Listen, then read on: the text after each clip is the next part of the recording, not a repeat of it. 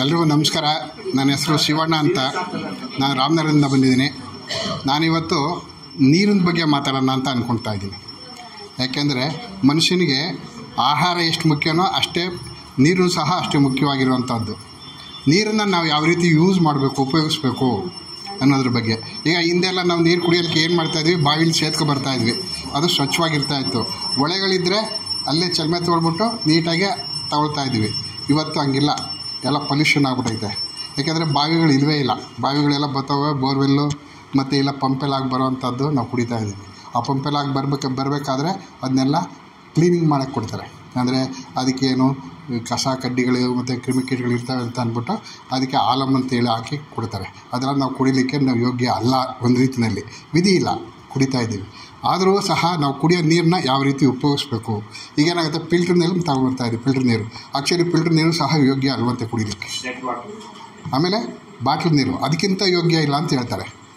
ನಾವು ನಲ್ಲಿ ನೀರನ್ನೇ ಇಟ್ಕೊಂಡು ಅದಕ್ಕೆ ತುಳಸಿ ದಳ ಹಾಕಿ ಇಟ್ಟರೆ ಅದು ಕುಡಿಲಿಕ್ಕೆ ಯೋಗ್ಯ ಆಗುತ್ತಂತೆ. ಅಂದರೆ ಮಡಿಕೆನಲ್ಲಿಟ್ಟು ನಾವು ಯೂಸ್ ಮಾಡಿದ್ರೆ ಇನ್ನೂ ಒಳ್ಳೆಯದು. ಮಡಿಕೆ ಆಗಿಲ್ಲ ಅಂದರೆ ತಾಮ್ರದ ಪಾತ್ರೆ ಇದನ್ನು ತಗೊಂಡು ನಾವು ಯೂಸ್ ಮಾಡಿದ್ರೆ ನಾವು ಕುಡಿಲಿಕ್ಕೆ ಯೋಗ್ಯ ಆದಂಥ ನೀರು ಅಂತ ಹೇಳ್ತಾರೆ.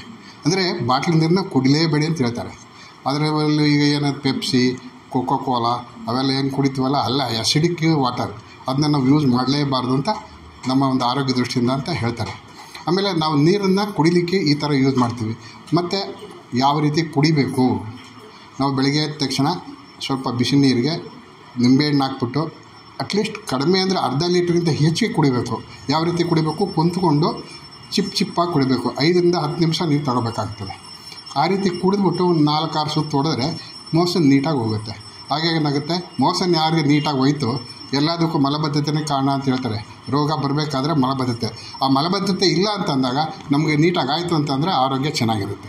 ಈ ನೀರಿನಿಂದಲೂ ಸಾಕಷ್ಟು ನಾವು ಆರೋಗ್ಯನ ಪಡ್ಕೋಬೋದು.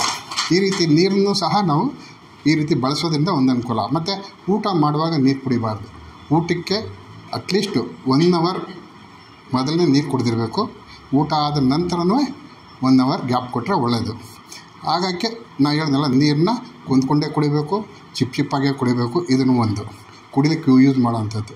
ನಾವು ಸ್ನಾನ ಮಾಡೋಕ್ಕೆ ಯೂಸ್ ಮಾಡ್ತೀವಲ್ಲ ನೀರು, ನಾವು ತಣ್ಣೀರು ಸ್ನಾನ ಮಾಡಿದ್ರೆ ಹೇಗೆ ಮಾಡಬೇಕು, ಬಿಸಿನೀರು ಸ್ನಾನ ಮಾಡಿದ್ರೆ ಹೇಗೆ ಮಾಡಬೇಕು ಅಂತ ಇದೆ. ಅದ್ರ ಬಗ್ಗೆ ಯಾರಿಗಾದರೂ ಏನಾದ್ರು ಗೊತ್ತಿದೆಯಾ? ಇಲ್ಲ. ಬಿಸಿನೀರು ಸ್ನಾನ ಮಾಡಿದ್ರೆ ಕಾಲಿನಿಂದ ಹಾಕೊಬರ್ಬೇಕು, ತಣ್ಣೀರು ಸ್ನಾನ ಮಾಡಿದ್ರೆ ತಲೆಯಿಂದ ಹಾಕೊಬರ್ಬೇಕು ಅಂತ ಹೇಳ್ತಾರೆ. ಯಾಕೆಂದರೆ ಬಿಸಿ ಹಾಕಿದಾಗ ಥಂಡಿ ಮೇಲೆ ಬರುತ್ತೆ. ತಣ್ಣೀರನ್ನೇ ನಾವು ಕೆಳಗಡೆ ಹಾಕ್ಕೊಂಡು ಬಂದು ಥಂಡಿಯಿಂದ ಮೇಲೆ ಬಿಸಿ ಬರುತ್ತೆ ತಲೆಗೆ.